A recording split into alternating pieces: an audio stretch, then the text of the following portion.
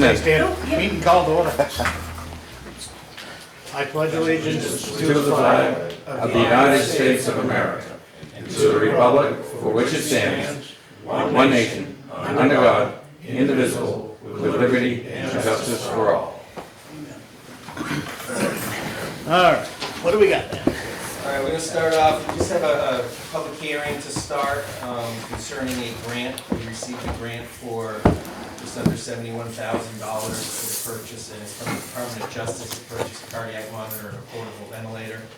We received 2 previous grants from the same program in the last couple of years to buy IV pumps and a vent, right? Yeah. And then they still have some more money available.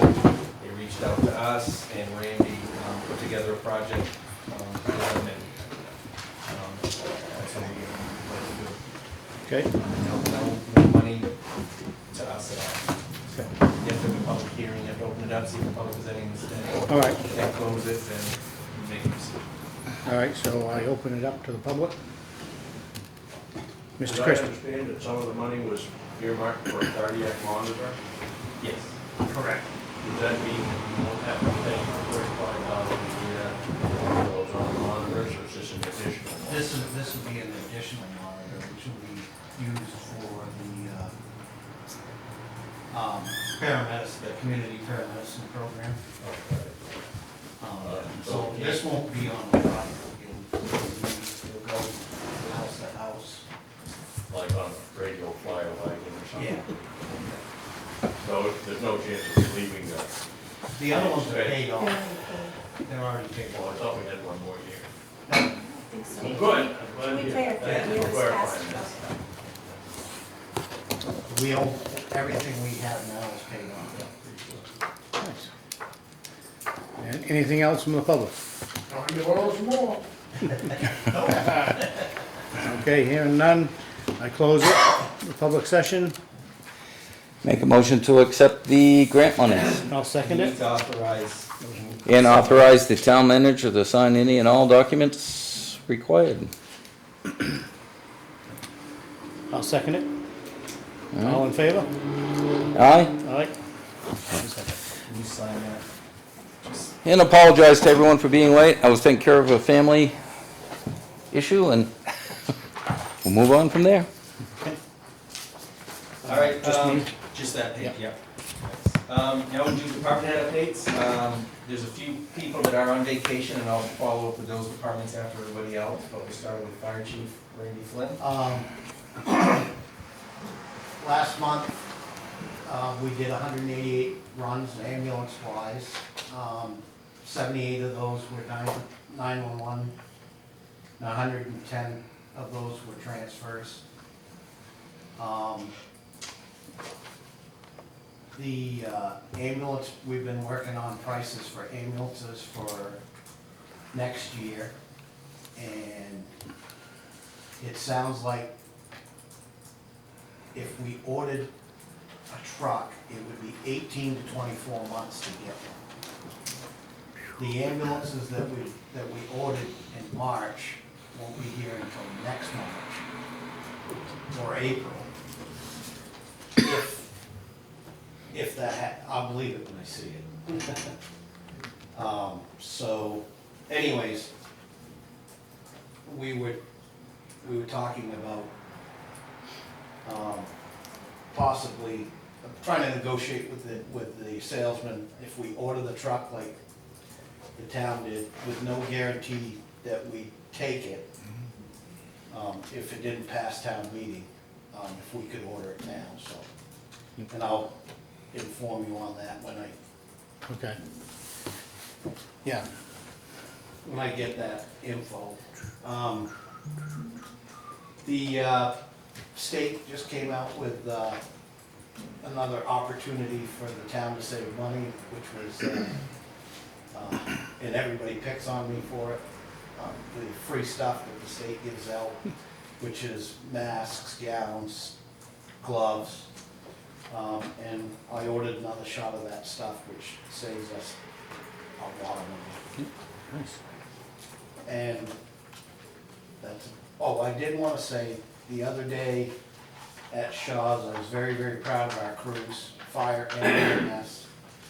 We actually had a code save in town at Shaw's. A gentleman had a cardiac arrest, and our crews responded immediately, and CPR was done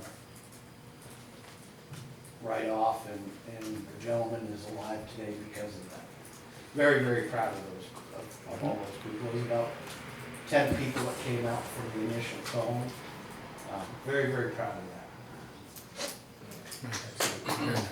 Good deal. That's good. You all set? Yes, thank you. Robert? Oh, you said this was television, right? It is, it's right there, see? Robin Erling, Planning and Zoning. So I've been working with the University of North Carolina on the rates, water and sewer rates analysis. This will go hand in hand with the asset management plan that I got the grant for, that Underwood Engineers will continue. But right now, we're looking at, in order to cover the budget, and if we did rate increase in 1 year, we'd have to increase it 30%. That just gives you an idea of what our target is, and then I've been trying to play with some different structures. Maybe segmenting out really low users and having, blocks. So I'm hoping that we've arranged to have them contact us right before the third quarter budget committee meeting, so that we can do a presentation with them and explain all the work that we've been putting into the rates, so that they understand what the next steps will be. So, that being said, the asset management plan also has some other, not capital items, but items that we wanted to buy, and I've been getting quotes on those. One will be the docking stations for Tim to have, so he can put his devices in that. One is a GPS handheld, so the guys can measure the service lines, and a line locator with a transponder. Now this all ties into a recent conversation that I had on Friday with Franco Rossi from Cartographics. We can use all of this GPS data to upload to the maps, and I asked him for a mapping quote so that we could have digital mapping. The benefit to Horizons was that they did save everything in a CAD file. So Cartographics wouldn't be starting from ground zero, they'd be somewhere in the middle. So something that I thought was gonna cost the town between 40 and 50,000 is gonna be substantially less than that. I'm going to be putting in an application for the Source Water Protection Grant.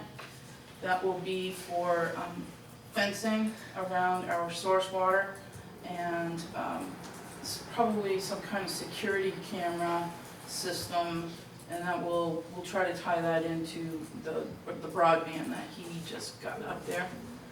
And then the last thing is Invest New Hampshire is the money that just came out of the Bureau of Economic Affairs, announced the grant money for planning and zoning specifically to redo site plans, subdivision plans, and the zoning ordinance.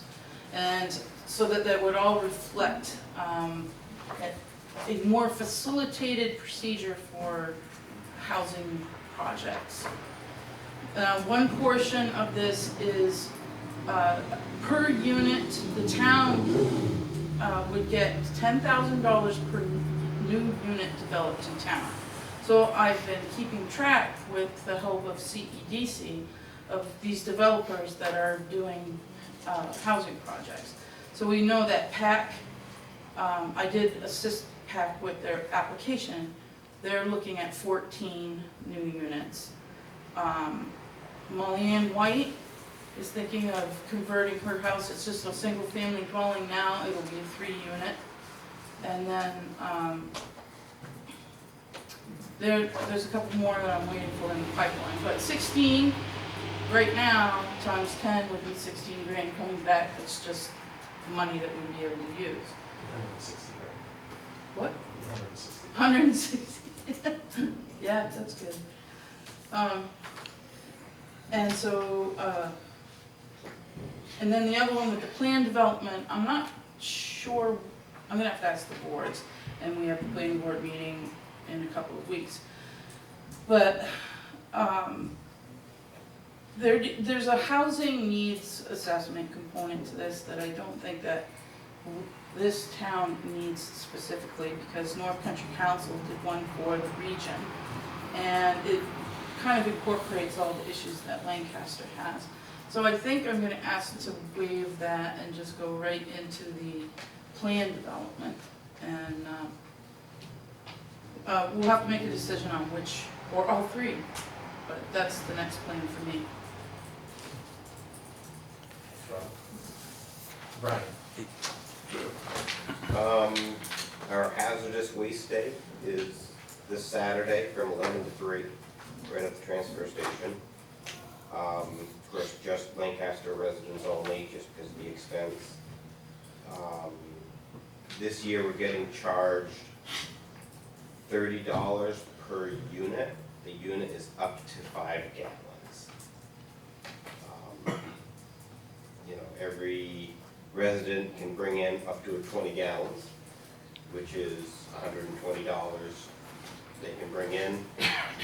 After that, we'll charge, or they can take it back with them. Because of where it's located, this week I'll be telling a lot of the contractors not to come in on Saturday, just to, unless they want to unload it all by hand. Other things, we had a DES inspection, so we have about 3 weeks to either fix the issues or come up with a plan to fix the issues. A lot of them are small. There's a couple biggish items which will be probably a year or 2-year project. Oh, the DES 10-year solid waste plan draft is out for public comment. I'm going to be really advertising it on Facebook and hopefully for the town notices and stuff, to get some input from the residents of Lancaster. Personally, we didn't have enough time to really dig deep into it. It was formed last November, 1 meeting a month, and now it's up to public comment already. And we don't meet again until a couple weeks before the final draft is done. So I don't know how good it's going to be.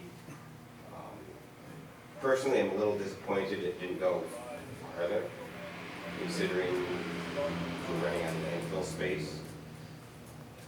But we'll see how it comes. Hopefully a lot of good public comment will come out of it and stuff. The only other thing is just a little tidbit, running some of the data and stuff I get with my Excel programs. Just a little interesting fact. The average workday for us, we end up getting in 2,161 pounds of just cardboard every day.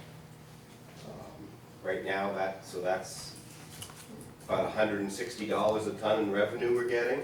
So that's about $160 a day in revenue we're getting. In fact, Amazon. Yes, exactly. And Chewy, a lot of Chewy boxes lately. That's about it. Thanks, Brian. Eli? Plodding along in safe haven. Numbers have been fluctuating due to sickness and vacations and such, but Still good numbers.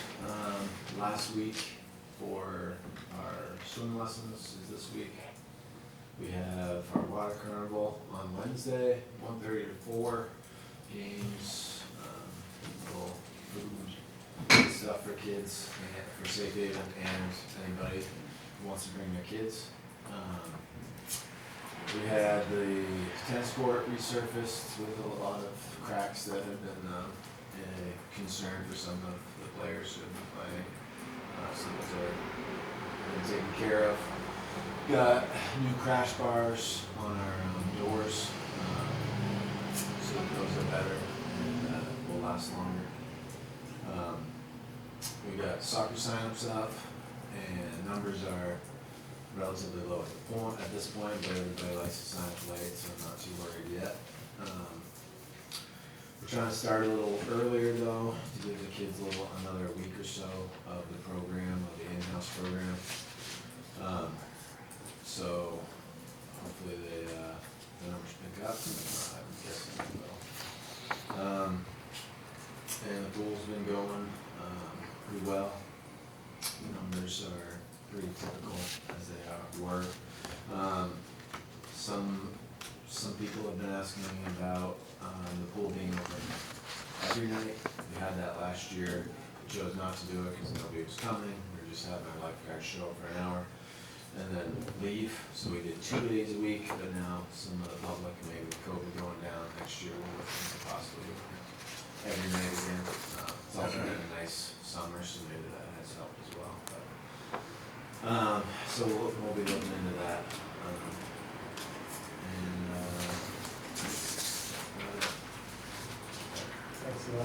Tim Brown? We have been busy helping the water and sewer department for the past month, it seems, or half the summer. We are pretty well wrapped up doing that. We're working on catch basins right now. The roadside mower should be here in a week or two, and we have the paving bids in. Pipe was the lowest at 166,541. Central paving was the highest at 189,300. So I informed Pike to put us on their list, and they will do that when they come through town. Everyone wants to see them. We got 4 quotes. by Make the way. motion to accept the bid from Pike Paving for the work for this summer. Okay, I'll second it. Aye? Aye. We did it. And that's gonna be in September, it'll be here, right? That is what they're telling me. Where is that gonna be? Railroad Street and Stockwell Road. Railroad Street needed it. Yes, it has, you're correct. Now, Tim Dillon is on vacation, so I kind of, to echo what Tim Brown said, he's been pretty busy doing, I've been sleeving Main Street. yeah, so they've been doing the slip lining, lining the sewer lines along Main Street. I think that should pretty much be wrapped up this week. I think tomorrow is their hopeful final day. But they've also been able to do, they've had enough liner to do some sections on Railroad Street, which is nice. We can at least do some maintenance work on that, even though we can't replace the full line. And they have found, on Railroad Street, they had found some issues, so they've addressed those. And then they're just, they are gonna go back, they decided to go back to working 5 8-hour days. So they will be working Monday through Friday starting this week.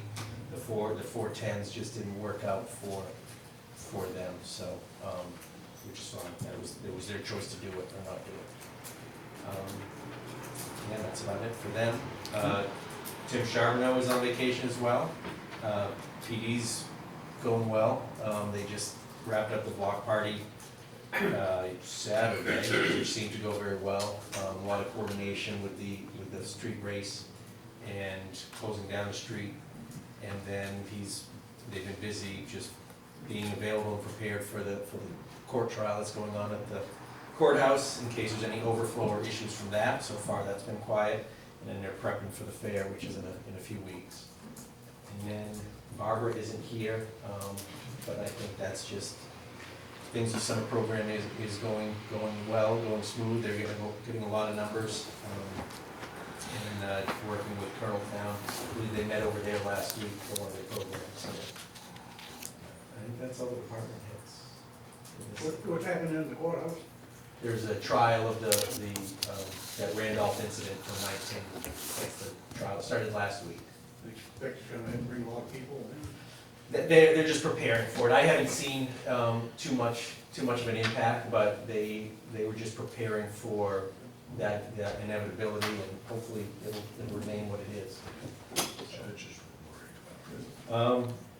That's it. Any questions? Got anything, Lee? No. No, we're good. All right, you guys can go. Thank you. All right, so on to old business. Minutes from July 5th.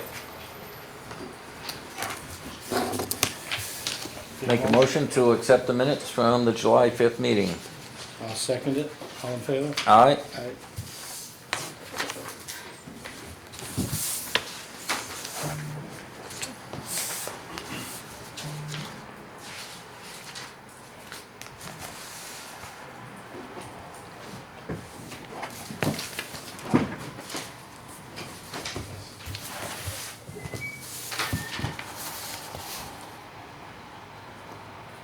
And we have a timber tax warrant to sign for Rodney Hampton. Timber tax total $373.11. This was property 154 Pleasant Valley Road. There's two places to sign, one on the front page and one on the second page. Please.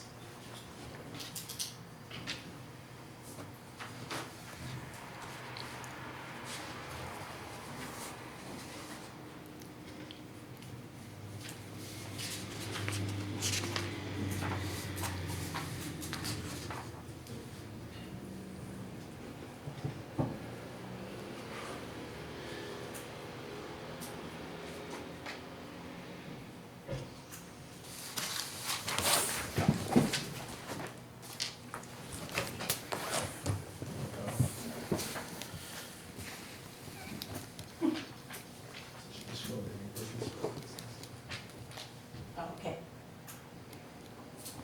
Old business. That work? Sure. Whatever you want.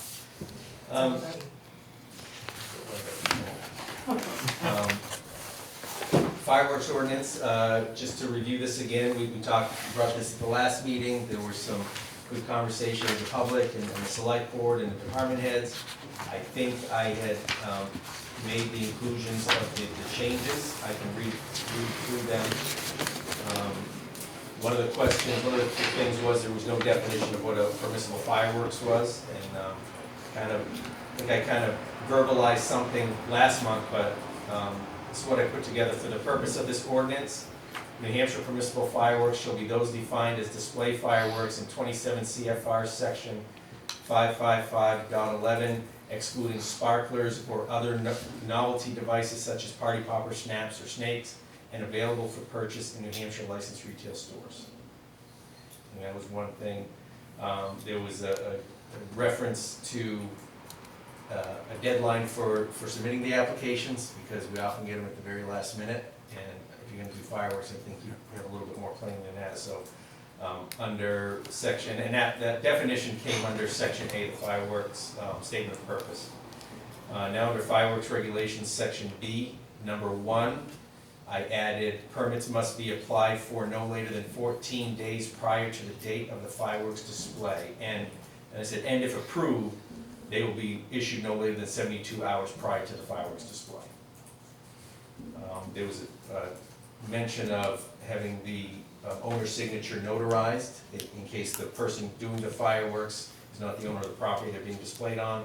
So I have that in there under section B, number 3.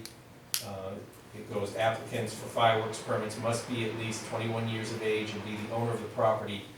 And then I added, or have, it did say or have written permission, I added the notarized, or have notarized written permission from the owner of the property. I don't know, and one of the last things was, there was no mention about somebody who is a certified professional to do fireworks. So under still section B, number 12, It said only New Hampshire fireworks purchased from a licensed fireworks retailer in New Hampshire shall be permitted to be displayed. And it says a copy of the sales receipt is required for permitting. And then I said, or if the display is to be produced by a New Hampshire certified professional, and that's their technical term within the state, a copy of their current certificate of competency must be submitted. That's kind of their license. So. I still got a problem with people having to show a receipt for their, that's, That's a lot. um, plate does say live free or die.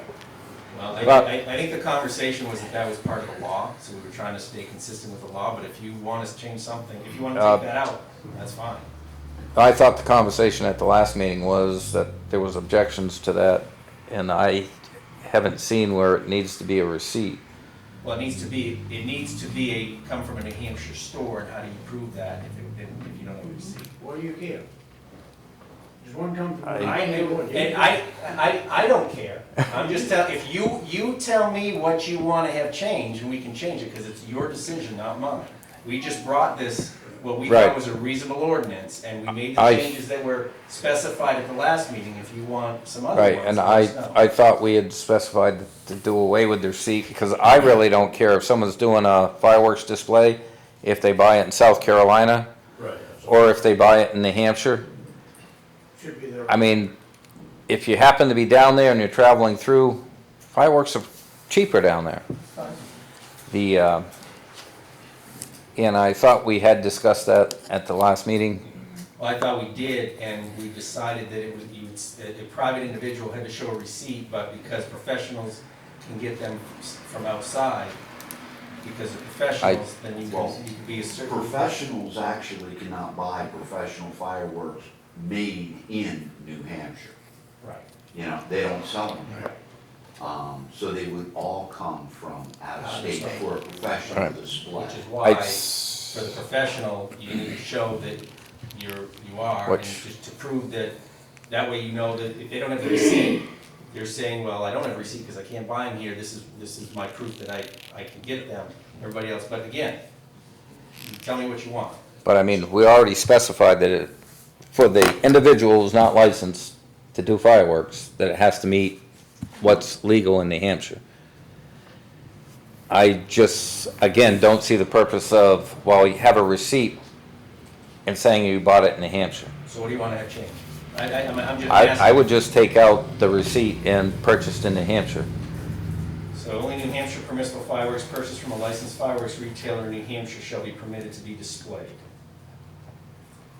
I would And take why- New Hampshire then I- retailer then I out. guess why does it, then I guess we don't, the reason we put in the certified professional is because we needed to, we can just take the certified professional out of the conversation then too. No, certified professionals can purchase much different fireworks than the average person on the street can purchase. Right. So is there a range of penalties for different violations of different segments of these ordinances? No, if you violate it, you are fined, I can't remember where there is a monetary fine. So that it's a misdemeanor, municipal. First offense, $250 fine, and revocation of permit. Second offense, $1,000 fine, and revocation of permit if applicable. I'll work it so I take out the receipt but keep the certified. Now, here's a hypothetical. You know, kids are kids. My kid thankfully is old enough, don't have to worry about it. But, you know, say I've got the big box of firecrackers, not legal in New Hampshire, sitting in the garage. And the kid gets a hold of it and goes out and sets them off in the street. Is he gonna get a $250 fine? And who's gonna get it if he's a minor? You know, kids are kids. I set off firecrackers when I was a kid. You know, who's gonna get the fine? Are we gonna be selective in fines? That would be the discretion of the enforcing party, which is the police and the fire chief. You know, because, you know, if the kid sneaks it out or gets it somewhere else at school or whatever and sets them off, how are we going to find the parent, legitimately, because kids are kids, I disagree with the fine part, you can at least show up and say, it is time to put them out. There are other methods, disorderly person or whatever, that you can enforce as opposed to a monetary fine. So, I personally don't like the fine mechanism, but we gotta have some kind of mechanism. thank you, we need something. So, But, you would have the potential of basically charging them as a disorderly person, and you could disrupt their evening for a little bit for an interview with PD for a short time. I think you're treading on thin ice there. The PD can't enforce something that's not on the books. But if a fine is not enforceable across the board to the person setting them off, how are we going to enforce this? Well, I'm gonna argue with you on that because we often leave it to the police officer's discretion. They stop someone for speeding. We often leave it to their discretion on whether they give the guy a speeding ticket or not. Oh, I agree, but that's for essentially an adult.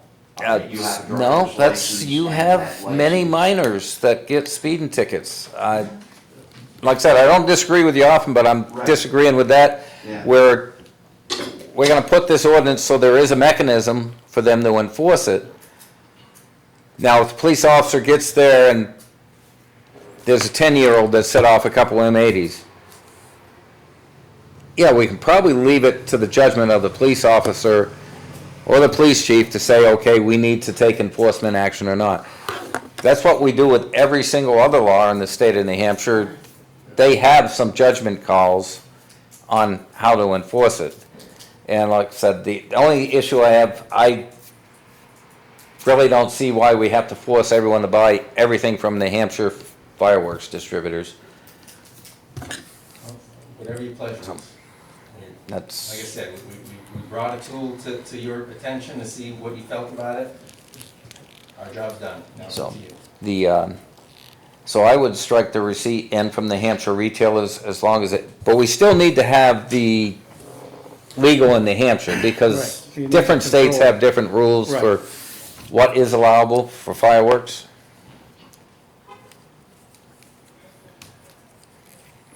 All right.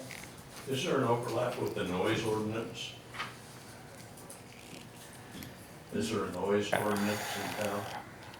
I think there's one enforceable by the police department, and it depends on the time of day, so I can't remember Yep. what one it is. And So you that- could write a ticket for both of them, right? but that is also subjective. It definitely is subjective, and we do have a noise ordinance, because I was sitting here when we put it in place. And one of the things that we didn't want it enforceable about is someone's going through town on a motorcycle during the day, and it's a loud exhaust. I can tell you, one of the first tickets that got written was for a loud motorcycle going through town. But there is a noise ordinance. Again, even with fireworks, on the 4th of July, you're gonna have people setting them off, even with this ordinance. That's right. It's gonna happen. But this gives us a mechanism to try to control it. And that's, at the last meeting, I specified, just because we put this ordinance in, people have still got to expect there's gonna be fireworks going off. And we don't have enough police officers to be everywhere, so you're gonna have that person that's gonna run out and do something they shouldn't, and then run back into their house. So We're just gonna try to give them a little bit of control. Yeah, definitely need a tool to control it. So I guess we go back to the drawing board. Leon wants the receipt out of there. Yeah, I mean, do you want to wait another month, or do you want to approve it with that change, or do you want to see it again? I mean, that's the only this- substantive change, that's.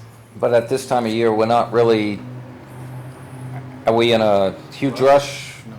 And if- Yeah, and maybe And Troy. Troy will be here. I'd much prefer to That's fine. have that. I'm not trying to push it off, but again, No, I We're just not. want to know, That's Yeah. fine. Yep, we'll bring it back, next month. All right, next thing, old business. Lorraine Moreau was at the last selectmen's meeting. Yep. She had an issue with her sewer line.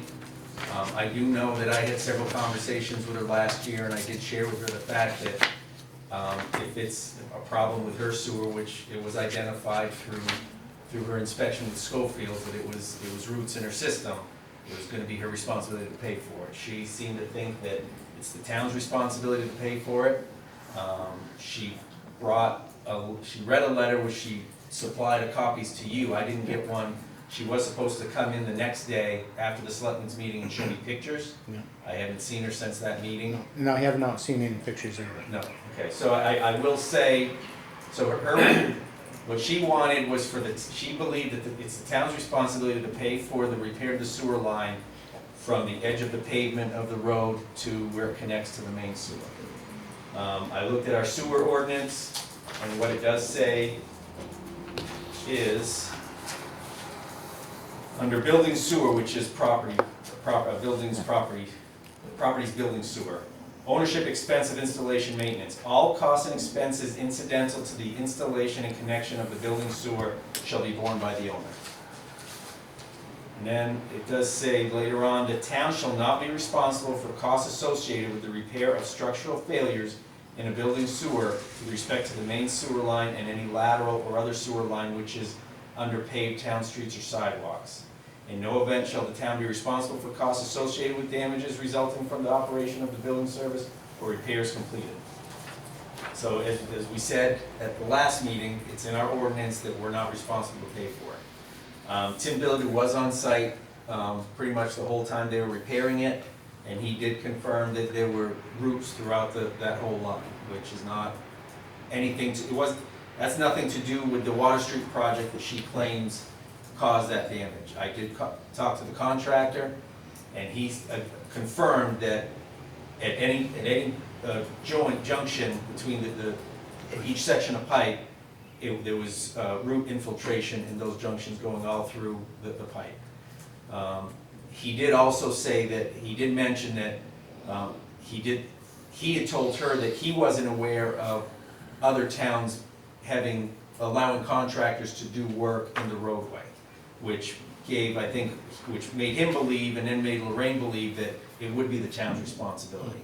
I called Whitefield, I spoke with Grofton, they both said that they do not pay for any damages to sewer lines beyond the main. So I'm thinking in that letter she sent you, there was a formal request to abate the fee that she paid to repair it across the blacktop, but I don't see where it's in our purview. I think our sewer ordinance is plain. As much as we would like to help people out, we cannot set that precedent. So I make a motion to deny any payment for the repairs that were required. I'll second it. All in Aye. favor? Alright. Next thing, old business, I'd like something formally ratified, clarified, and voted on, and that's the public access at the lagoons. There's been issues with members of the public being on town property, not inside the gates of the lagoons, but being on town property up to the fence and viewing birds. And the neighbor at the end of the street has come out and told them to get off, you're not allowed to be there. She calls the police, sometimes the public calls the police, sometimes they call me. I've always indicated to any of those people that call me that you're not allowed to go on the road, but anything basically to the left of the road, outside of the fence, is fine, it's town property. You have every right to be there as much as Centennial Park. Thought we had Pretty made much that put that plain. there. So Yeah. what happened, I went back, so basically what happened in December 20th, it wasn't a formal vote, there was discussion about it, and it says Chairman Rideout, you were chairman at the time. Yeah. Scary, isn't it? Yeah. No. Chairman Rideout asked the board if there was a desire to change the current status of the lagoon access and reopen it to the public. Both Selectman Beatty and Selectman Murner said they did not want to change the status. Chairman Rideout explained that lagoons would continue to be closed, but viewing could be done from the outside of the fence. So basically, the status of, the current status was not allowing them inside the fenced area. Correct. So what I would like, and I explained that to the abutter at the very end of the road, and I said that the select board did make that decision. She was surprised that she wasn't there at the meeting, and I said, well, they do business all the time without it's town business. You don't have to be there at all of them. So I told her I would bring it up with you guys, and then I would write her a letter once we got that clear. If we exclude town residents from that property outside of the fence, we're basically saying we can exclude town residents from certain sidewalks or certain. We do not have the authority to do that, and I think that's even a Supreme Court case, a similar thing. But to clarify things, I make a motion that town residents are able to be on town property and observe birds from outside the fenced-in area of the lagoons. Okay, let me add something. The road furthest down on Water Street, has that been signed? Yeah, it says, everything. well, yeah, but even No, that no, doesn't, no. that doesn't No, make no, it, no, it no. says, Wait, authorized vehicles only. Listen where I'm going with this. All right.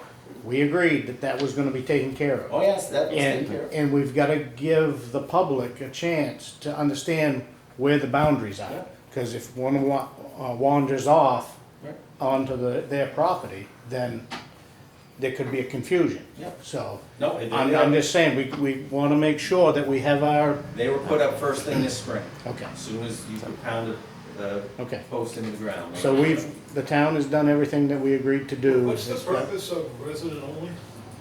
I mean, if you, Well, I mean, you have a relative come from Michigan and you wanna What- see a blue-eyed. Let's say public then. Let's say public rather than resident. Yeah. That's kind of getting into semantics. We can't stop the public from using public property.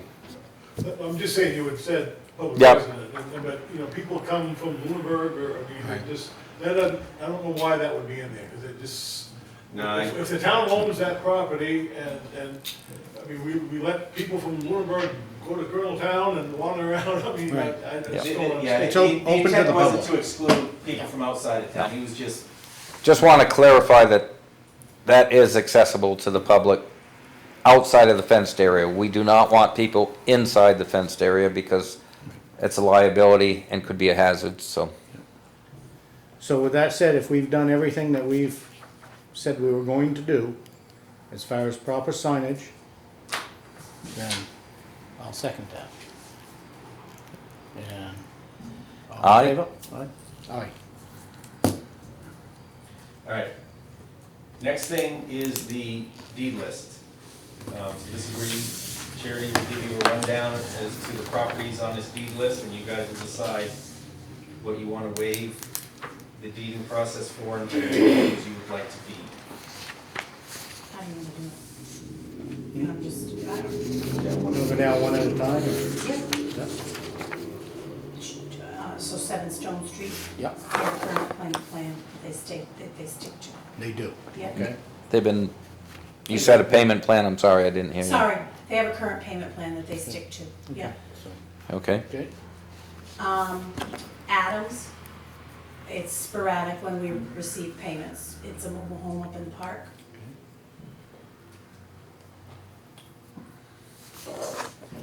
I'm assuming the first one we're gonna do. do we want to do each one of them separately? Or, Are we gonna go down through the list and then you're gonna go back through the list to tell me which ones? and let's do it as she's going through. Okay. Do it once? So I make a motion that we do Do not, you need to make a motion on them all? I don't know. I don't know either. I don't think so, you just need to decide, Just decide. and I'll issue a waiver and you'll come in and sign. As- The deed date is the 19th. Right, as long as 7 Stone Street is Is- Correct. abiding by their agreement, Yep. Okay. we'll waive that one, I believe. Yep. Okay, so Yep, you wanna, agree. yeah, okay. And then, Adams, I don't know what you wanna do there. Is The, this- How, this $371? No, it's back to 2017. The,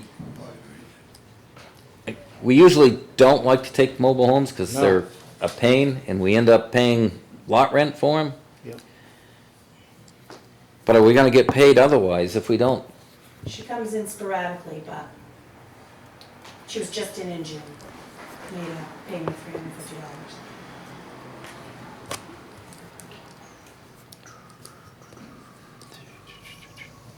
What do you think?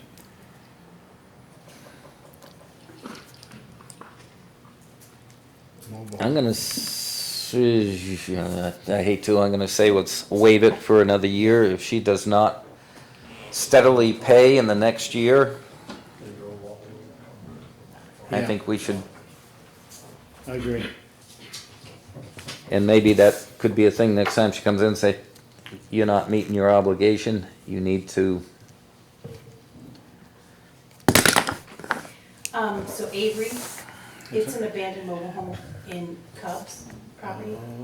I'm kind of hoping that with the new owners that they'll want to clean up some of Clean that those up. things and maybe kind of take care of that process. And then- and we don't want it. No, we'll waive it. You waive it. Yeah. Coates, they currently have a payment plan that they stick to. Okay, I would say waive it. waive it. Collinses, they usually come in just before and pay. That's been the history right along. Waive it. Waive it.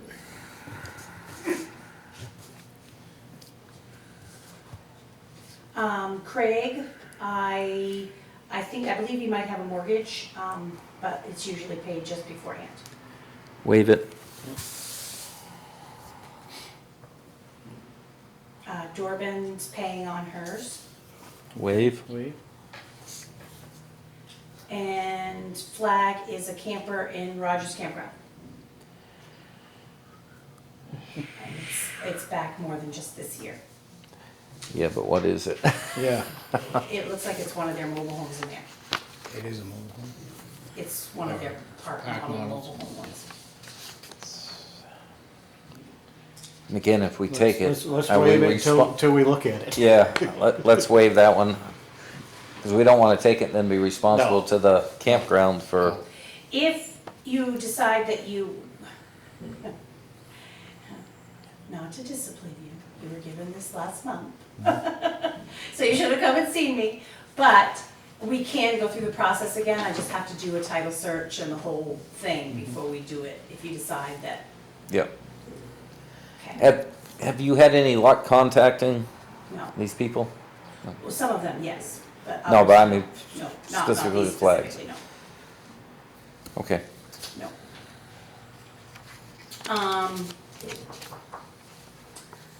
Forbes, the mortgage company usually steps in and pays that. Okay. We'll waive that one. Jessel has a current payment plan, It does, okay. yep, and is paid monthly. Leave that Okay, one. waive that one. Carlo Greenwood is the mobile home out on the Grange Road, and he currently is paying a monthly payment plan. Okay. Okay, waive that one, I would say. Highland Village townhouses, these are the ones that, this is the condo land that, I guess the rights of development kind of thing, that, They've never built that anything on it. McCann was the Highland Village Yep. owner, property management guy, and he's gone. So I really don't know the deal. Our attorney sent a letter a while back asking if the condo association wanted to kind of take over ownership, and we never got any heard that. response from them. This is land, no buildings, no, Well, it's land owned with the rest of the condo association. It basically is the rights to build. I wouldn't waive that one. No. How, So you want to deed that and become part of the condo association? well, that's what I'm trying to I'm just asking. put my, Well, I mean, it's 0 acres, so what is it? Like, we're gonna own the driveway and now we gotta maintain the driveway or partnership with the condo? Yeah. Don't know the answer to I don't that. I think guess you that's- probably Well, I mean, want we- to ask the condo association. Yeah, we've leaned 302. This is something we can revisit again, I think we Yeah, oh better. yeah, we've been revisiting it The, for many years now. because I would say make contact with them and tell them these need to be paid, or, Oh, there is no contacting Highland Village townhouse properties. these people are gone, off the reservation. It was Jerry McCann, I don't Right. even know where he is. I think he's I dead. don't know if he's even dead, I don't know. I think But he is. and this right was not necessarily part of the condo association, so it's not really, I guess you'd have to ask the attorney. This is kind of a separate thing. Yeah. Well, and like I said, I know Those condo owners don't own these two he potential. he came to the planning board years ago and got permission to build some more condos.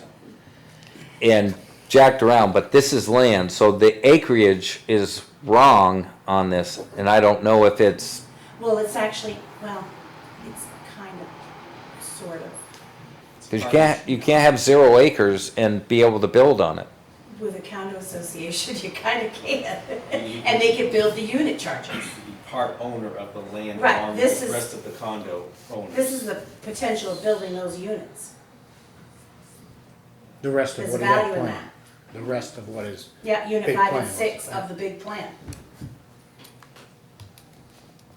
I guess I'd want a little more information first. I guess so, because I know he changed lot lines and everything else to be able to build those other units. And there's a plan on file. Well, I'm gonna just kind of put that ball in you guys' court, because Yep.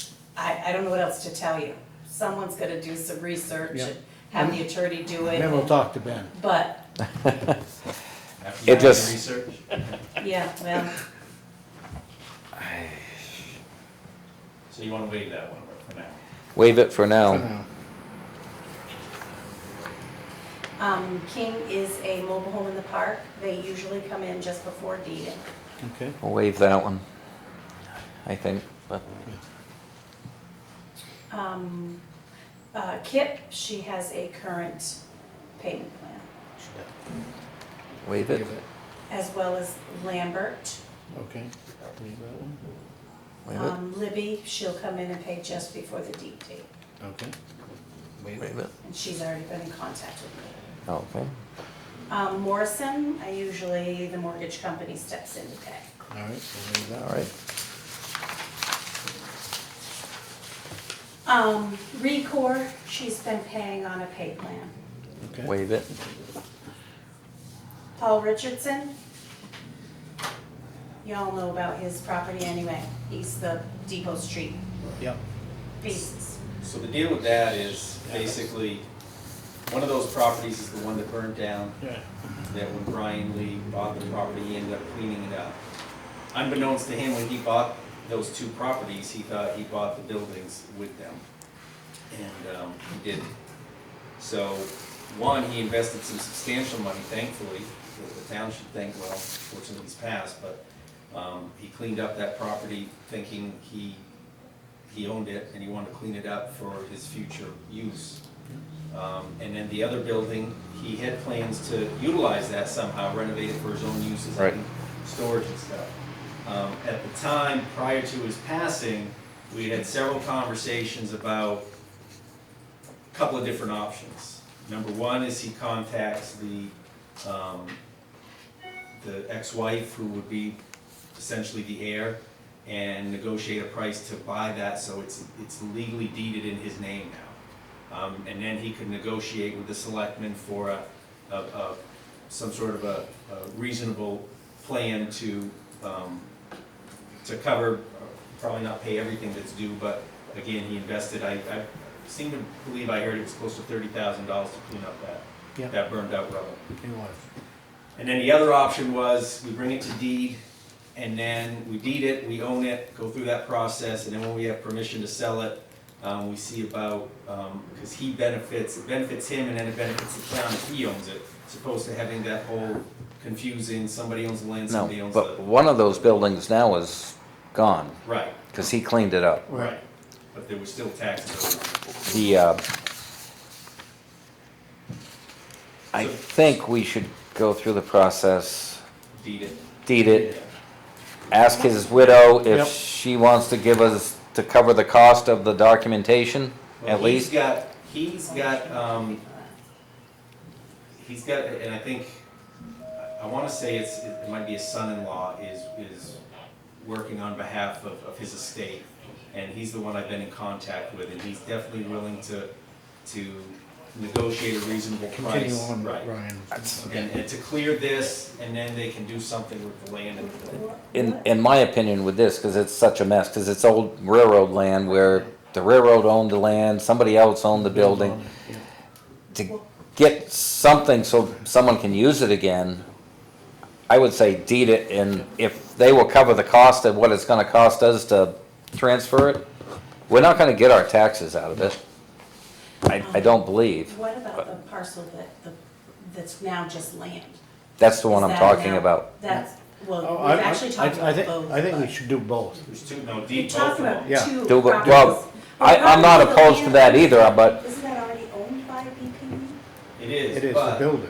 well, yeah, but I And don't. once there was no building, wasn't that then just reversed no, back to because the you still landowners? got a deed on file. Why can't they just debate them? I think you have a deed on file that says that building is owned by someone else. So I think the town needs to deed it. Yeah. We can abate the property taxes and then deed it over to BP Leave Realty or whatever it is. It sounds weird, but you gotta have that trail. Were taxes adjusted the whole time it was burned to the ground?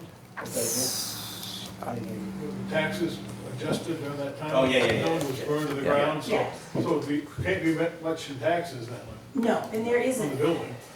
I guess I thought that there was a stipulation that with that whole railroad deed and the building, that once there was no building there, it was done. Because it's old stuff.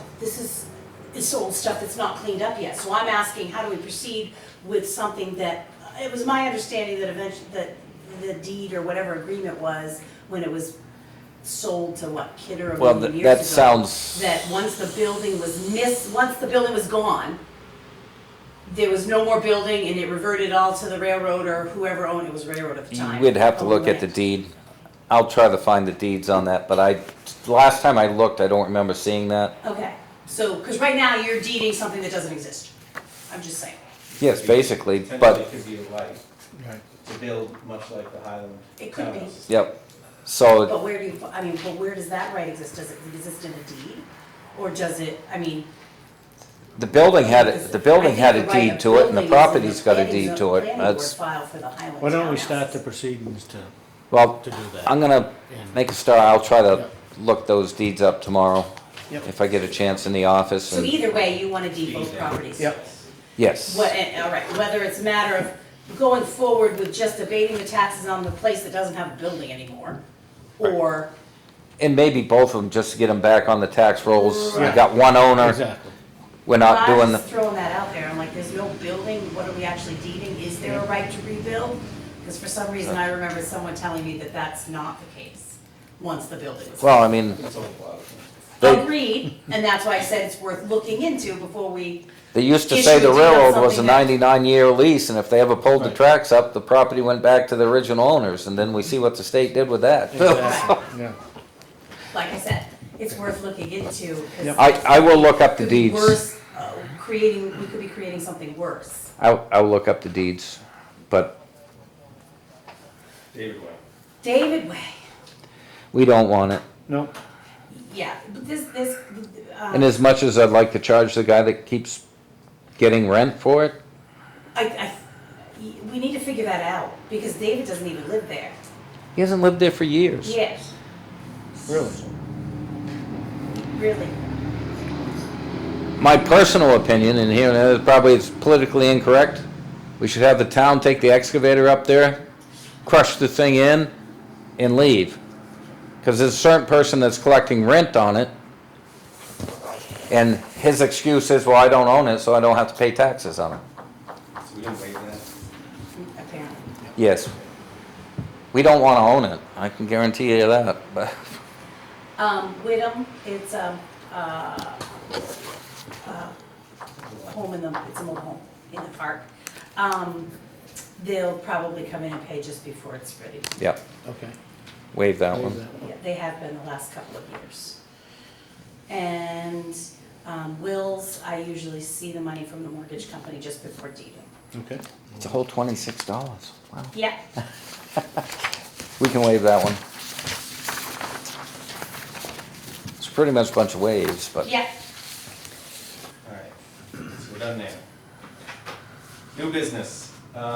Police department got a donation of $1,000. They did a detail to support a family during a funeral. And the property owners donated $1,000 to the police department. So we wanted to put that into the PAL account. So that's what their desire is, to put it. that's what the police department's Wants to do. desire is. It basically says, please accept this small gift to the department, which I'm guessing is overwhelmed and overworked at this time of your history serving Lancaster. Doesn't say how to spend Okay. it, and we figured that would be the best use And- that could be utilized in the future. Do Because we have to approve it because it's over a certain amount? You don't have to have a public hearing because it's No, under not- 10,000. So you do have to approve it, it just doesn't have to be through a public hearing process. So you have to So- vote to accept it. I make a motion that we accept the donation and have it deposited into the PAL account. I'll second the motion. All in favor? Aye? Aye. The next thing is, we did buy a new truck for the water and sewer department. That was one of the warrants, and I wanted to bring this to your attention because it was a little outside of how we normally go through purchasing stuff. But as we talked about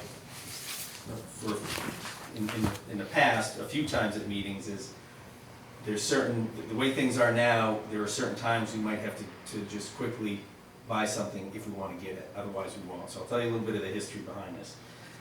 Tim Bilodeau was trying to get prices on buying a pickup truck to replace his, which is a 3/4 ton, 8-foot bed, single cab pickup.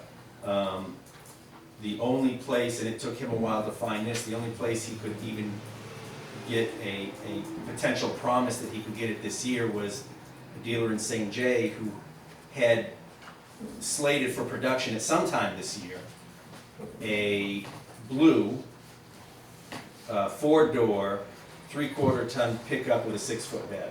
It didn't have not the right color, not the right body, not the right size bed.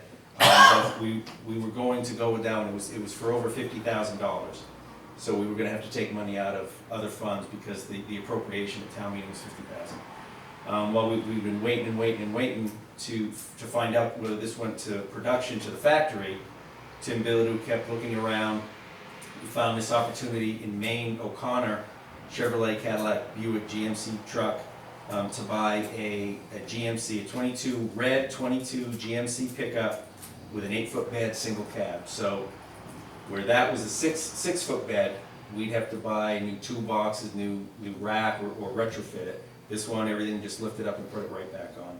That was for under $50,000. It was just about 49. Well, it was list price was 48.1, and then all the other, fees and all that other stuff, 49,795. So it's the better truck. It's a better deal, and I know it's outside of bringing you guys bids and quotes, but I mean we're still waiting for a 1.5 ton for the highway department that we got appropriation for in '21. And if we didn't jump on this, we wouldn't have gotten it. If we had to wait to get you guys to approve it, we wouldn't have gotten it. We might still be waiting to find out whether we're even gonna get this truck from St. Jay. So, it does say that there are exceptions, can be exceptions, and I took the liberty of that based on our previous conversations, that you realize that we might have to act kind of swiftly on stuff like this. And it was all done with the best interest of the town at heart. Is this a 3/4 ton or a 1 It's a ton? 1 ton. So it's a heavier So truck. it's actually a heavier truck. Yeah. Yeah. Much heavier. So it'll suit the highways, suit highways needs too, but it will suit the water sewer department's needs very well. Yeah. It'll probably last longer than the other one, as long as we can keep it from rusting. So, Okay. Nothing wrong with that. Do you- all right, so I just wanted to be upfront with you on that. In your packet, there is the fuel and propane bid requests. I don't know if you got a chance to read, I'll just read. We wanted to make sure you guys got a chance to review it, see if you had any comments, but I can read it through real quick. The town of Lancaster is seeking proposals for a combined total of 34,500 gallons of number 2 fuel, as well as propane for those companies that deliver in bulk for 22-23 heating season. propane suppliers must provide 24-hour delivery service, and oil must be provided on a schedule acceptable to the town. We added that because this past year, our other provider would do it at their leisure. convenience. And there were a couple, the ambulance bay ran out of fuel one time. We got down very low, and we've got a 3,000 gallon tank. And it was basically, give us a call when you're at a quarter tank and we'll set up a schedule. Well, automatic delivery, in my opinion, is automatic delivery. If I have to pick up a phone and ask you to deliver it, that's not automatic. And if you run me out of fuel, then So we put that in there. Deliveries to begin upon acceptance of the proposal, but it usually starts at the beginning of the heating season, Yeah. October, November. Proposal forms have been included in this letter. Please provide fixed rate price and an amount over rack price. I have a feeling that's probably gonna be what everybody's gonna give us, or most people. Fixed price and over rack price are the only proposals that will be considered and accepted. And I also added, please also indicate whether your company is able and willing to provide regular and emergency maintenance service for the heating systems at town facilities. We don't really have anybody that does that, or we have a few different people that service some of the buildings. The town office one, it's hard to find anybody, thank God Al's Plumbing and Heating, they're comfortable working on stuff. It's an old system, so, it does say maintenance is not a requirement of a qualified proposal, but would be preferred if available. Because unless we buy oil from somebody, they're not gonna work on our furnaces. Yeah. So. I guess the other thing, so we've, in the past, had companies that would separate out the taxes and stuff, so that this is what the price per gallon is. Then it said, well, and then it's 3.5 cents per gallon more for the taxes. Just make sure they give us a complete price, because if I see and we actually started that a few years ago, that if they split that up where you basically had to compute what the taxes were gonna be, that's not a qualified bid as far as I'm concerned. We wanna know the price we're paying per gallon. Without taxes. Not the price over rack. That was one of the confusing things. Well, no, Bid price. Well, you Price had the over rack You had is- the rack price, but they didn't include. they didn't all of- include the all of taxes, so they There's would, half a cent Oh, I see. for the state that You weren't gets. doing apples to apples, No. oranges to oranges. so, You couldn't cipher it out. So you wanna say also include, any taxes or whatever, Right. Any expense or extra. because they did that to us for a couple of years. I don't think we ever accepted the bid because it was crazy to try to figure it out, but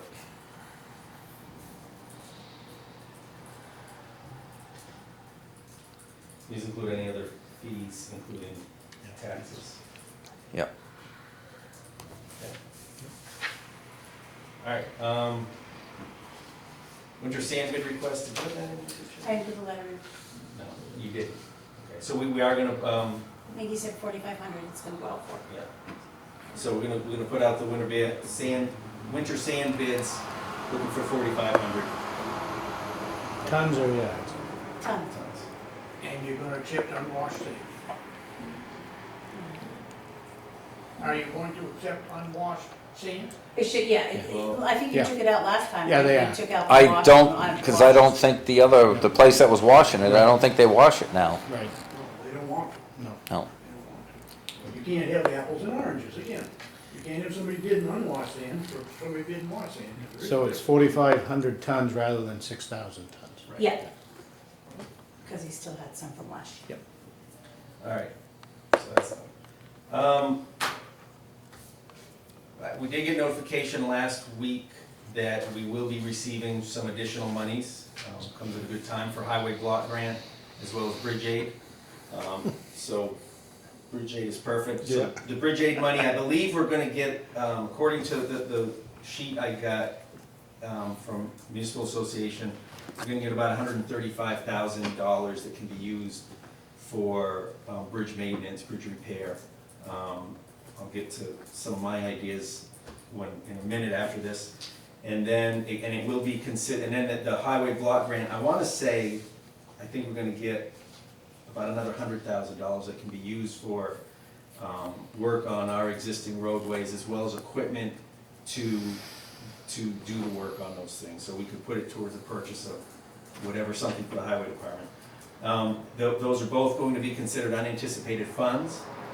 I have to give some more information, so what we'd have to do is still have another public hearing, and then we can accept it, and then we can use it to, we might have to do something at the end of the year to encumber it or to obligate it towards something else, what we're going to do, otherwise it'll lapse into the general fund. So if we do have a particular project we want to spend it on, we'll need to identify that. To that point, my thought as far as the bridge aid money is, so we did get a quote for the covered bridge. You guys, I can't remember, this was after the last selectmen's meeting that the covered bridge got driven through again. So we're working with the insurance company, they recommended a bridge contractor out of Arnold Brighton, out of Holderness, Hampton area. They came up, took a look at it, real good, came right up that week, and then they came up on a Friday, on Monday they came and just as a courtesy, put up the cross pieces, diagonal cross pieces that they could, and where they couldn't replace them, they just scabbed on some 2x to keep that rigidity to the roof of the structure. They provided a quote of about $45,000 to repair the accident damage. It would take about 2 to 3 weeks. 2 to 3 weeks, bridge would be closed for about 2 to 3 weeks. So I did call them, and I had them put us on the schedule for that, and that will all be reimbursed through our insurance company, who will then collect from the other insurance company. I did also, we had talked about, Tim Brown and I had talked about wanting to redeck the covered bridge next year. We figured this would be a great time to do it. If the bridge is going to be closed, let's try to get it all done at once, because some of the boards, the decking boards are pretty worn down. My hope was that the select board could authorize spending the money out of the capital reserve fund for bridge maintenance. However, Charity did some research, and it doesn't appear that you guys have the authority to do that. Only the town meeting can. Which I want to try to address on some of those things. So that kind of scrapped that. And until I got notification of this extra bridge aid money, we were just going to have to hold off and try to put something together for next year. But I'd like to spend, it's going to be $34,000 to replace those decking boards. I mean, there's some substantial beams they have to source, bring in, and pull up. Bridge would need to be closed for an additional 1 to 2 weeks to do that. So about $34,000 or so of that bridge aid money I'd like to use to do that, so they can get that done at the same time. The other $100,000 or so, I say we just put right back into the bridge capital reserve fund, which that would have to be an appropriation at town meeting. Yeah, which at that time, what I might, and with your permission, I want to add to that warrant article, authorize you guys to be able to expend from it. So if we came up in a situation like this, I mean, God forbid if we had a serious bridge issue, we'd have to hold a special town meeting or something to do it, when we could always have the mechanism of a public hearing where you guys have the ability to do that. So that's that information on the bridge and the unanticipated monies from the state from their excess revenues. Any questions on that? Was that No, clear? sounds like good timing on Yeah. the bridge funds, Yeah. that's for sure. I knew they were coming, I wasn't sure when, and I still, the initial things I've read sound like it's gonna be here by the end of the year, but I'm trying to get more confirmation on that. It's, with any of this extra money that's coming in, they advertise it and notify everybody before they have any details on what's happening, so we get all excited, and then there could be some hitch in it that pulls it right off the money. So I'll keep you posted on that. Information, we've got planning board meets next week, and the zoning board met last week already. There were 2 cases last week. Those were in your packets. We received a letter from our auditor, Roberts and Green, from one of the partners, Tamer Roberts, who is retiring.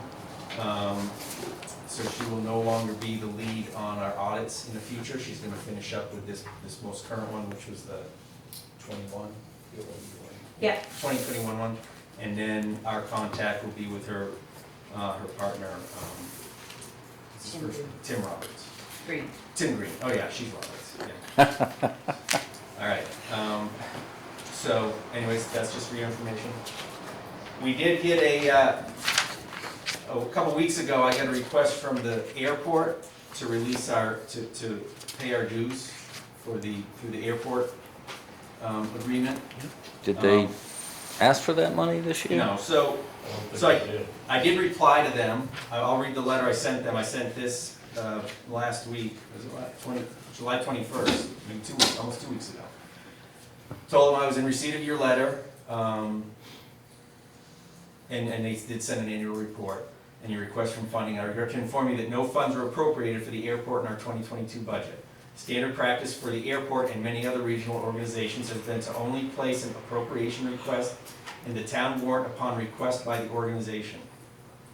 We did not receive any such request from you in the time frame necessary to include it for consideration at our 2022 town meeting. We also did not receive any request to disperse our 2021 approved request as required, and therefore did not release those funds to you. So they did get approval for money in 21, but they never sought to have it sent to them. And we require that of everybody. Yep. And then I followed up, in the future, if you would like to be considered for funding by the town of Lancaster, please submit your request, previous year's annual report, and current year's operating budget by the statutorily required deadline for inclusion in our warrant. You are also recommended to have someone present at our public budget hearing and required to have someone present at town meeting, both to defend and justify your request. I haven't gotten a response back on it. Nothing more needs to be said. Can I ask a question? Now, the town in the past, but I think for the last 2 years, has not had a representative No, on the airport commission. we've advertised for it, nobody's come forward. I'll step up if you want someone. They might kick us out of the airport commission, so it might be moved. Well, all I know is that if we lose that airport, it'd be a heck of a job to get one back. Yeah. I agree. And they always come asking for money, so. Oh, wait I'd and like to see. the town have a representative. I don't know what happened since John Ogle retired. Yeah, he stepped down, And there was no attempt, I guess, to recruit her. oh, there were. Where was I? Not looking, I guess. Well, it was advertised in the paper and everything as usual.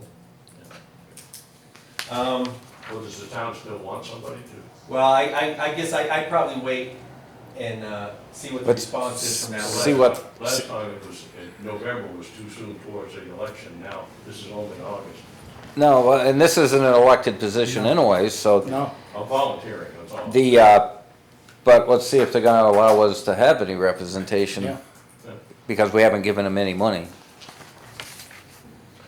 But, The next thing in your packet was from the Department of Revenue Administration that just informs us that a recent statute that we're supposed to provide them with a copy of our most recent audit every year, otherwise we'll be fined. We do that anyways, Jerry uploads it to the portal, so we're covered, but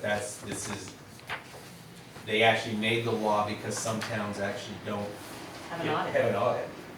Littleton have a lot of trouble. So we're changed there.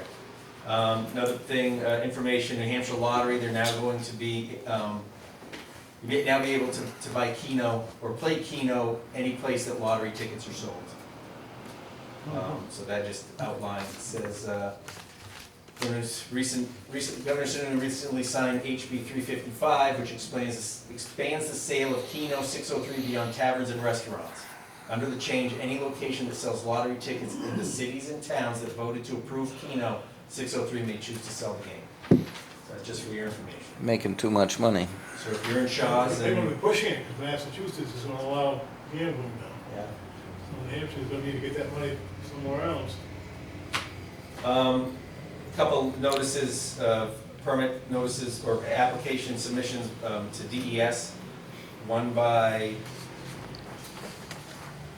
it's for the former Johnson's Fuel Service on Brickyard Road. It's owned by Louis Cassidy now. Yep. They were doing some remediation stuff, so there's a groundwater discharge permit application to complete the remediation work. And then the hospital always, I think it's every year, they get an air permit for their boiler, outdoor, well, their biomass boiler as well as their generators and other things up there. Rob Christie shared with me, and thank you for sending this notification. There was, for the 15 miles dam project, Rob's on the Connecticut River Joint Commission.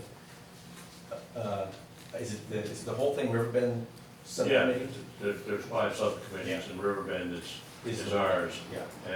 And basically, when the dams get recertified, they have to go through a process for low impact certification, which means they can sell permits or something to other polluters or something like that. And so the commission basically, this is the time when they have to be certified, that you step up and you ask that they put money into mitigation funds and other resources that we might take use of. There's also a lot of discussion about whether the mussels have mercury and this, that, and the other thing.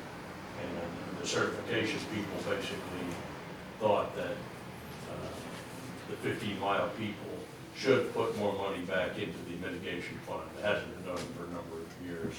How that benefited the town back in 2001, when the first natural resources inventory study was done, that was paid for by that fund. And so we felt that, and the other towns feel the same way, but the idea is if a dam is going to have an impact on our river, then they should fund the mitigation programs and make funds available to the communities that are affected. And about the only thing that really matters here, besides access to the mitigation fund, is to spend some money making river access more feasible and improved.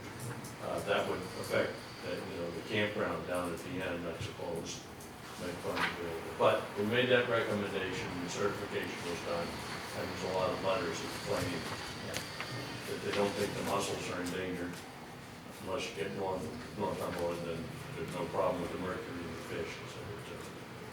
So yes, that's in your packet. You did a good job, Rob. That whole list of recommended conditions and stuff was very, very good. Thank you. Unfortunately, they didn't accept all of them, but they were good. There's room for one more representative from Lancaster if anyone has an interest. Every town can have 2. Put that over there. Land use permits, we have a land use permit for Collis Stoll, 31 Martin Meadow Pond Road. He's removing 2 existing sheds, garages, and replacing on a concrete slab on the existing footprint. Raymond Berthiaume, 52 Arthur White Road, stick-built pole barn, 12 by 12, metal roof. Petros Hatsegovia, that's Lancaster House of Pizza. I apologize for butchering your name, Petros. He's doing some. This is down on 281 Summer Street, where the restaurant is now, the old Go-Go gas station. He's constructing a little vestibule off the front of the front entrance, and then they are framing in for a prefab walk-in cooler out back of the building, so it's more convenient to get to their product where it is from where it is now. 7 Robin Lane, owner John Brooks. Installation of a 14 kilowatt standby generator.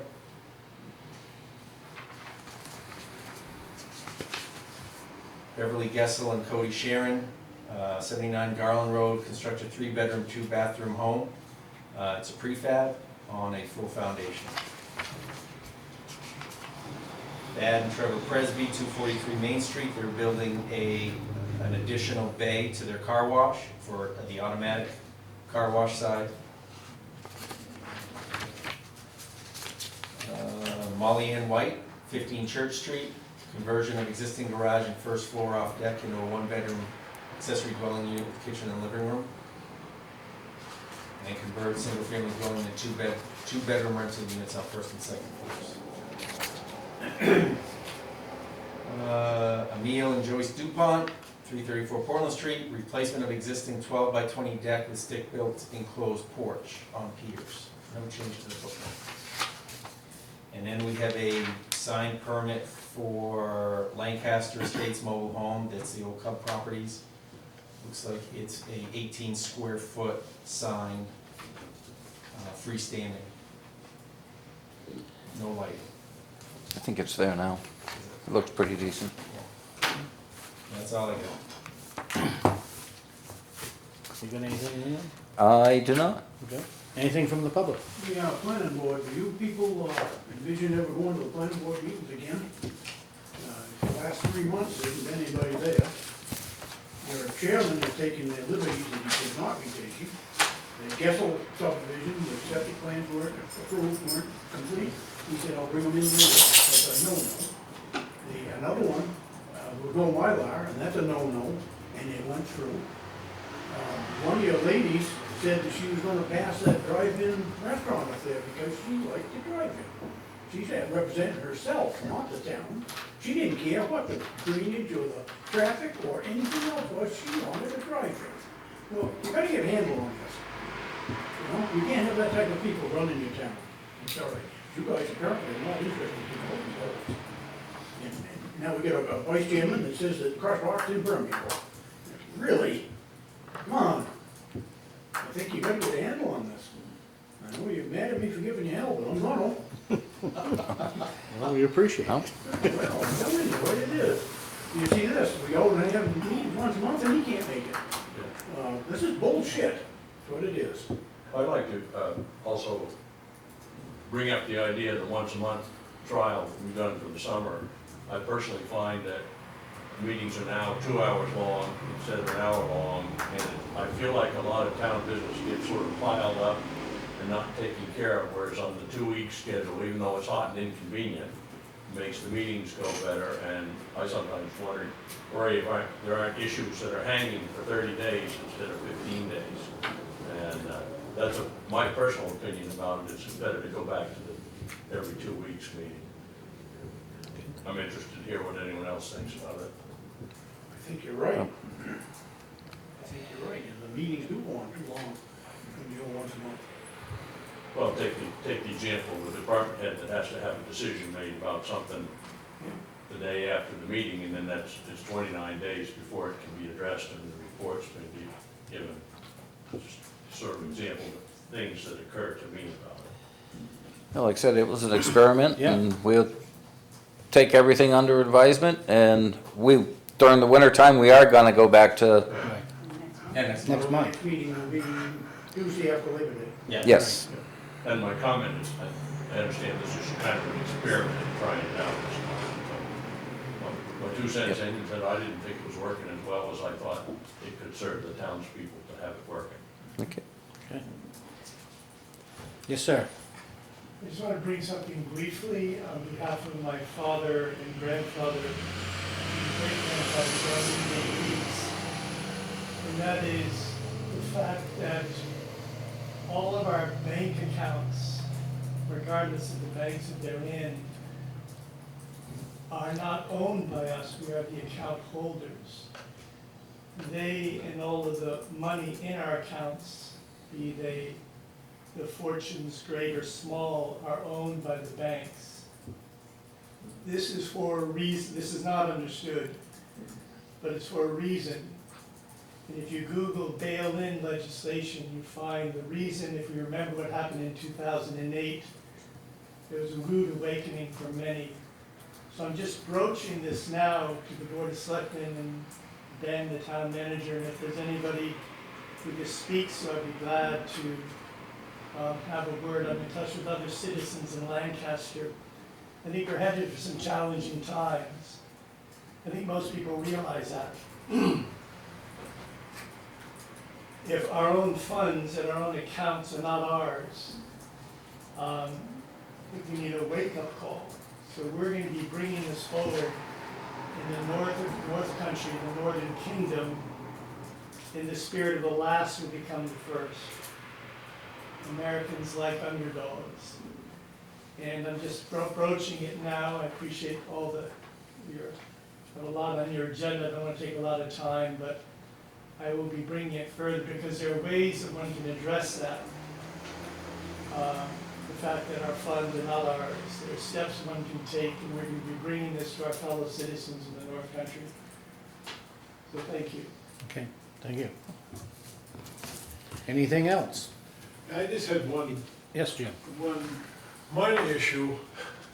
Ben and I had a discussion about this, I don't know, 2 or 3 years ago or whatever, and I wasn't completely clear about it to start with, but we had a day for a town employee who was killed while he was working, and it became a cleanup day, I guess, and then I guess it became difficult to get people to do that. And so it just kind of died. So I don't know if that was something that the selectmen, literally put on the record that this gentleman was gonna have a day, because even if it was such a thing where, we're having this day where they're taking in hazardous waste, if it was, in memory of so-and-so, it just seems like someone who was working for this community and died for this community, that we could do something and not just let it. And I don't even know the guy's name, but I just. Frank Hoganson. Okay, so anyway, I just wanted to bring that to your attention, I don't know, And maybe I'm out to lunch on it, but I I just. don't think it was ever an official town event, but it was something that the transfer station used to do. We still do the hazardous waste day, it's just kind of the name's been dropped off. I know Brian has wanted to kind of bring that back, maybe not necessarily in that name, but he wants to try to, he wanted to this year, but I can't, it just didn't line up with other stuff that was going on with him at the transfer station, but he wanted to do it in coordination with Earth Day, and he was also going to work with the Conservation Commission as well, and our conversations were similar to what it used to be, whereas everybody in town, they would choose a road or street, whatever, you do your cleanup, you bring all your bags to the transfer station, and we'd have a community day and cook hamburgers, hot dogs, whatever, for anybody that wanted to. So we're gonna try to hopefully next year, start planning early enough that we can do something like that. It just seemed like, we shouldn't just kind of forget No, the guy, that's. yeah. Obviously I did, because I didn't remember his name, but I remember that much of it, so anyway, I just wanted to make sure it was out in the open. No, the spirit and the intent of the day, I think, is important, and certainly adding his name to it, he was a big presence at the transfer station, that was just a good tribute, but the whole idea of, the spring's over, the sides of the roads look like crap, nothing but empty Bud Light cans all over the place, and McDonald's wrappers, so we're gonna try to coordinate something to have a kind of a whole community-wide organized cleanup day. And I think that was, Frank Hoganson Day was around cleanup day. Right. It was around, Earth Day. yeah, day. Yep. Yeah, so, thank you, Jen, for bringing that up. Okay, anything else? I second it. Motion to adjourn. Second. Aye. Thank you. All right, Alan, you need a hand downstairs? Oh. You need